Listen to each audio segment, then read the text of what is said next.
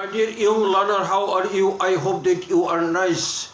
Today I am going to teach you an important thing, that is changing sentence. আজকে sentence আমি পড়াতে যাচ্ছি অ্যাসাইডকে interrogative করার নিয়ম। যেটা পরীক্ষাতে আসে সেই নিয়মটা অতি সহজ। যদি কোনো বাক্যে তুমি নেভার থাকে, NEVR, নেভার মানে কখনো না, নেভার থাকলে ওই স্থানে তোমাকে কি বসতে হবে? ইভার মানে কখনো, নেভার মানে কখনো না, ইভার মানে কখনো। নেভার থাকলে তোমাকে ইভার বসাইতে হবে। আর ইন্টারগ্রেটিভ করা মানেই সাবজেক্টের আগে সাহায্যকারী ভার্ব বসবে। যেমন একটা এক্সাম্পল দিলে তোমরা বুঝতে পারবে। যেমন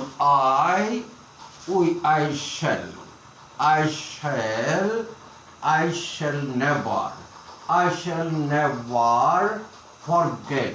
shall never forget you.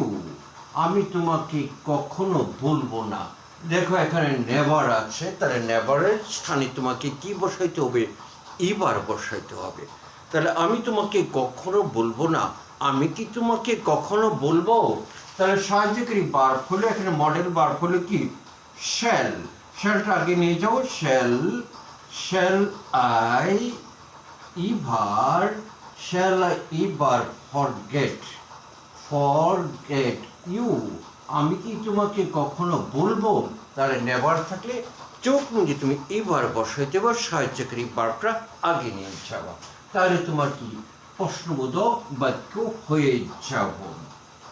এখন কোনো বাক্যে যদি নোবডি থাকে, কি থাকে? নোবডি মানে কি? কেউ না। নোবডি থাকলে তার পরিবর্তে তুমি কি এনিবডি লিখতে হবে। আমরা আরেক নিয়মে চলে যাচ্ছি। নোবডি থাকলে এনিবডি।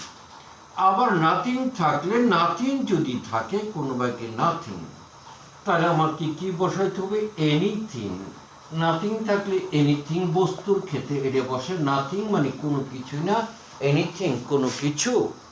আর নোবডি কি? কেউ না। এনিবডি কেউ কি? তাহলে নাথিং থাকলে কি বলবো? এনিথিং। দেখো একটা এক্সাম্পল দেখো। He has nothing to say. তার বলার কিছু নেই। আমরা বলি তার বলার কিছু নেই, যে নাথিং আছে। তাহলে নাথিং এর স্থানে আমি কি বসাবো? এনিথিং। তার কি কোনো কিছু বলার আছে? তাহলে হ্যাশটা আমি আগে নিয়ে যাব। হ্যাজ সাবজেক্টের has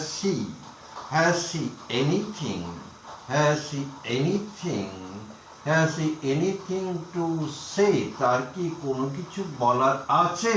has he anything to say? Nothing এর পরিবর্তে এনিথিং। তাহলে হ্যাজ হলে সাহায্যকারী ভার্ব, সাবজেক্টের আগে চলে গেছে, একদম ইজি। তাহলে নাথিং থাকলে কি বসবো? আমাকে এনিথিং। নোবডি থাকলে কি বসবো? এনিবডি। যেমন একটা বাক্য হলে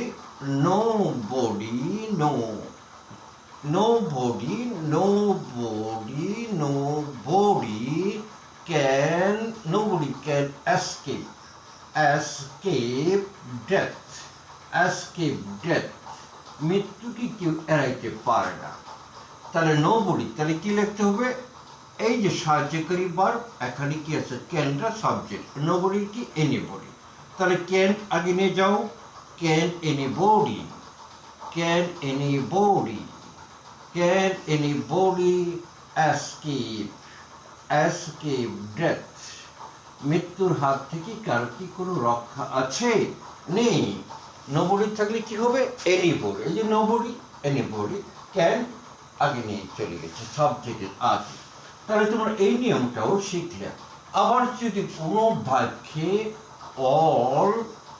অল বা এভরি অ্যাডজেক্টিভ হিসাবে, যদি অ্যাডজেক্টিভ হিসাবে বসে, তাহলে স্ট্রাকচারটা কি হবে?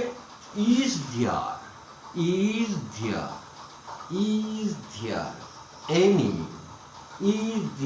Any man. যদি ম্যান থাকে ম্যান বসাইতে হবে, এনির পরে নাউন বসবে।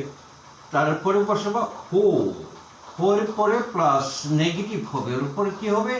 নেগেটিভ মানে নট বসবে সাহায্যকারী ভার্বের পর। তারপর তুমি অর্থ অনুযায়ী বাকি অংশ বসে দিয়ে শেষে প্রশ্নবোধক চিহ্ন। একটা এক্সাম্পল দিলেই আমরা বুঝতে পারবো।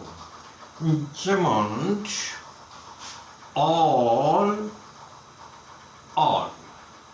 all men বা every দিলাম আমি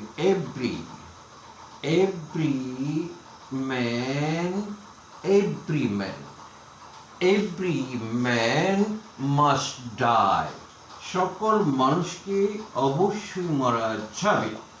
এটা আমি কি করব, ইন্টারগেটিভ করব। তাহলে প্রথমে is